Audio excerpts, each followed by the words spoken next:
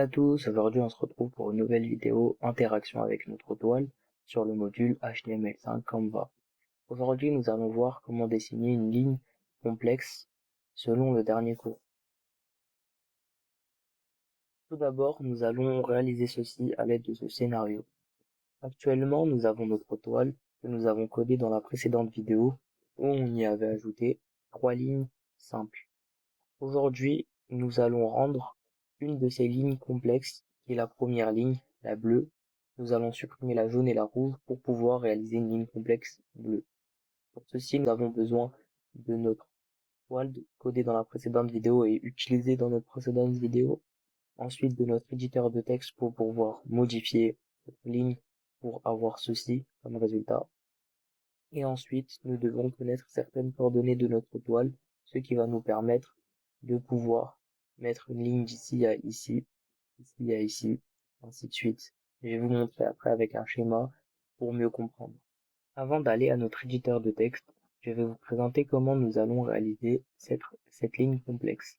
Voici notre ligne. J'ai fait un schéma.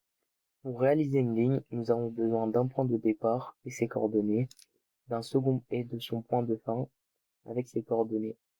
Mais si nous réalisons ceci plusieurs fois pour réaliser par exemple ce zigzag, nous allons écrire beaucoup de lignes de code. Alors pour faire simple, nous pouvons mettre dans notre ligne de code le point de départ et le point de fin de la première ligne, et ensuite prolonger le zigzag, peu avec des points de fin. Ceci s'alignera. Voilà. Direction notre éditeur de texte. Nous voilà sur notre éditeur de texte. Voici notre toile que nous avons depuis la précédente vidéo, l'index HTML que nous avons depuis notre précédente vidéo, et aussi notre point JavaScript de notre précédente vidéo où on avait pu dessiner les 3 traits. J'ai supprimé tout d'abord les anciens traits que vous voyez ici. Les 2 anciens traits, je les ai supprimés pour le nouveau fichier. Et ici, nous pouvons recommencer.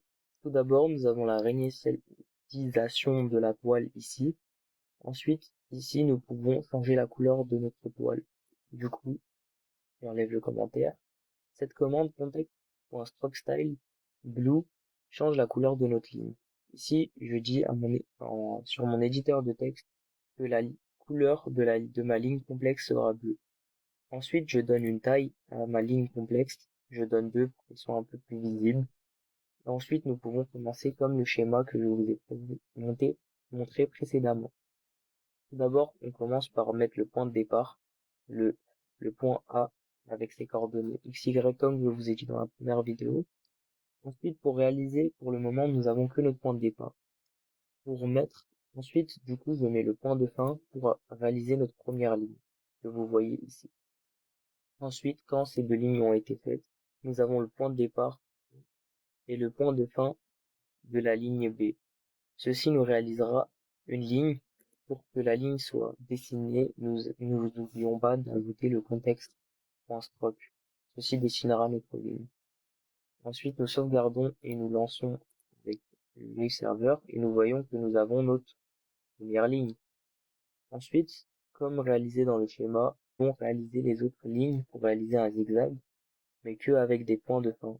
Ceci nous aidera à optimiser notre code. Pour réaliser ceci, nous rajoutons les autres points de fin de ligne.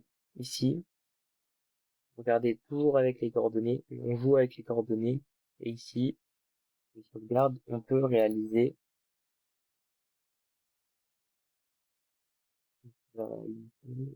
notre ligne. Voici. Du coup, j'ai juste à ajouter les autres points de départ. Ceci s'alignera et nous aurons notre ligne complexe.